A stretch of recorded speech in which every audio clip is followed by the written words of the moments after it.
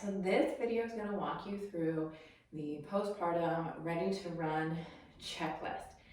You won't need a whole lot of equipment for this, all mostly body weight or all body weight stuff, just a little bit of props. You'll need something stair height for a step. You can actually just use a step, the last step of a staircase for this, and something to sit down on. I'm going to use this box. You can use a chair, anything like chair height-ish. And if you want to, you can grab a tall foam roller or just complete the calf raises next to the wall just for some balance reference. So there are a total of 6 strength, stability, movement mechanic type exercises in this checklist, and 2 impact and power generation movements in the checklist. So I'll walk you through the strength ones first, and then we'll go into the power impact ones second. With the strength ones, it's not just about the what, it's about the how, making sure that the right muscles are working, that we're in the right position with our body for those exercises. I invite you to challenge yourself to work through this checklist, and with the knowledge that my postpartum Run Ready Foundations course builds up to being able to accomplish these exercises with great mechanics progressively week by week. So we're not just starting with these 6 exercises, we're starting with the foundations and then layering one layer on top of another until we can really execute these really well. Okay, so the first one is single leg calf raises. So I have my foam roller here. I'm having a 2-finger rule for balance here. If you want to kind of hold on for 2 fingers to the wall, the back of a chair, or a tall foam roller, we're going to do 20 calf raises on each side without fully losing your balance, without having to tap the leg down, and also show you from the side without thrusting your chest forward to kind of use momentum to make that happen. So the chest is staying stacked over the hips and the movement is coming from that lower limb. Okay, so you're using that all power of that single leg. This hand is here just for a little bit of stability. So I want you to be able to do 20 of those on each side. Then we're going to come to the second exercise, which is a single leg bridge. Laying on the floor, flat on your back. You're going to use your fingers for reference on your hip bones. Lift one leg up in the air. Now I want you to bridge up and lower down, keeping these hip bones level. So if you are single leg with this leg lifted, we don't want that hip to dip. We want those hips to stay level. And imagine driving your knee over towards your toe, bridging up as a whole unit here, not arching through the back. So hips stay level, movement happens, flat as a board. The next exercise, you're going to need a single leg squat to sit and stand, something to sit down on. So we're going to go for 20 on each side. All these strength and stability exercises, the benchmark is 20 on each side, and you're going to stand in front of whatever you're sitting down on, lift one leg, keep those hips level, and then also watch this knee, making sure it doesn't fall in or fall out. Nice tripod foot, sit down and stand back up. That knee again, let me show you from the front.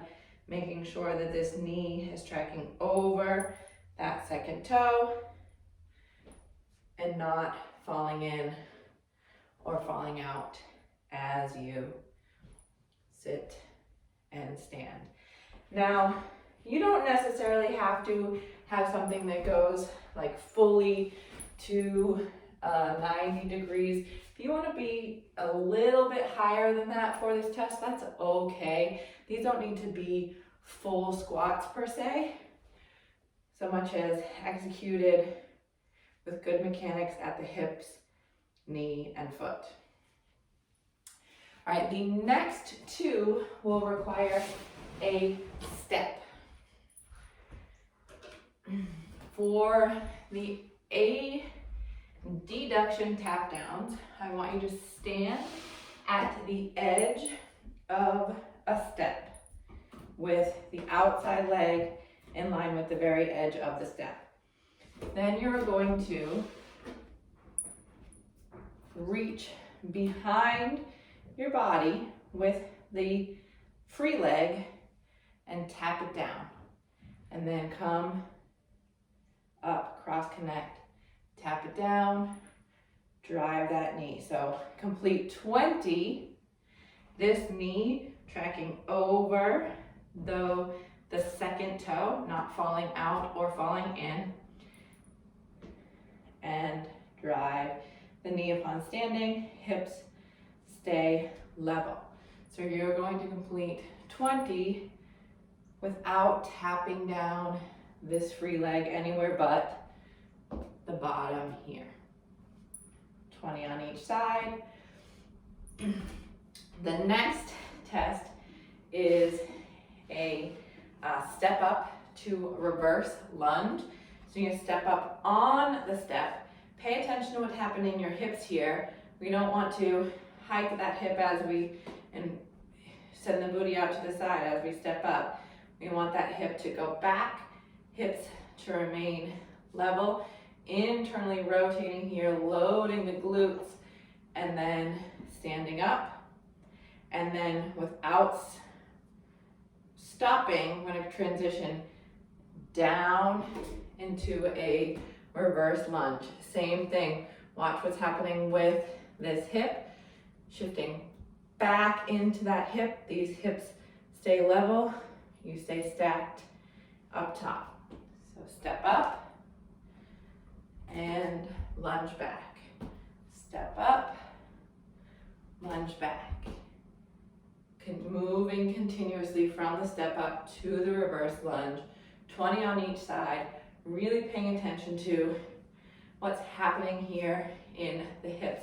We're not hiking and dipping, we are keeping hips level and moving through internal rotation, loading those glutes first. Finally, the single leg running man hinge.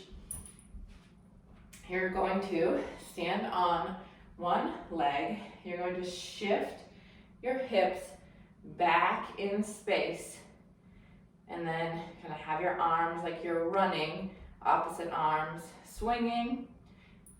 Stand back up, shift hips back in space, stand back up. 20 of these on each side without having to tap that foot down in between. So that's your 6 strength-based exercises. Now I want to move into our impact work. In the course, the Postpartum Run Ready Foundations course, we really intentionally build up to this. Part of this is being strong enough with all that strength stuff, but also part of it is retraining the body to withstand the impact and produce power with good mechanics. So like with that is, we're gonna do a single leg hop in place. Remember that idea of our calf raises, we don't wanna be thrusting our chest forward. Same thing here with this single leg hop in place. So I want you to have a nice bend in that, just a slight bend in that knee the whole time. And you're gonna hop in place, keeping a nice stack here. 1 minute on each side without any pain or pelvic floor symptoms. Then we're going to jog in place. Same thing, making sure that we have a good stack, that we're not thrusting our chest forward or hunching over, staying stacked. Jog in place for at least a minute without any pain or pelvic floor symptoms. So that is your postpartum ready to run checklist, the 6 strength exercises and the 2 impact power generation measurements.